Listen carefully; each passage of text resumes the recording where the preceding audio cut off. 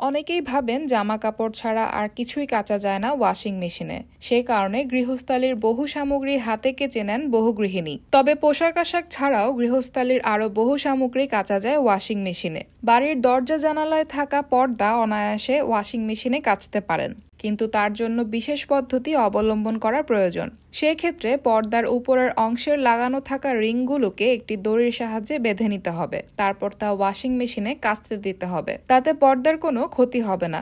আপনার ব্যবহার করা ব্যাগও ওয়াশিং মেশিনে কাচতে পারেন। আগে দেখে নেবেন ব্যাগের ভেতরে যেন পেন, পেন্সিল জাতীয় কোনো ছোট জিনিসপত্র থেকে না যায়। ব্যাগ কাচতে দেওয়ার সময় ভেতরে তোয়ালে রেখে দেবেন। তাতে ব্যাগের আকারের কোনো বদল হওয়ার সম্ভাবনা থাকে না। বাচ্চাদের সফট টয় ওয়াশিং মেশিনে কাচতে পারেন। সেক্ষেত্রে কিছুটা বড় আকারের বালিশের কভার নিন। ওই বালিশের কভারের মধ্যে সফট টয়গুলি ঢুকিয়ে দিন। মুখটা ভালো করে বেঁধে ফেলুন। তারপর ওয়াশিং মেশিনে কাচতে দিন। তাতে সফট টয়গুলোর কোনো ক্ষতি হবে না। শরীরচর্চার জন্য অনেকেই ইয়োগা করে থাকেন। ওই ইয়োগা ম্যাটও চাইলে ওয়াশিং মেশিনে কাচতে পারেন। অবশ্যই ঠান্ডা পানি জেন্টেল সাইকেল মোডে কাচতে হবে।